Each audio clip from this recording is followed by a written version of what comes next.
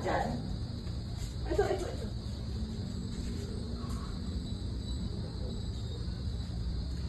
Ano to? Ha? Di ba sinabi ko sa'yo, huwag mong pagsasamahin ng puti at dekolor? Ha? Di ba sinabi ko, ilang beses na, bobo ka ba talaga? Ha? Anong gagawin ko ngayon dyan? Ha? Ang tama-tama mo! Masaktan yung kapatid ko! Bakit ka nananakit?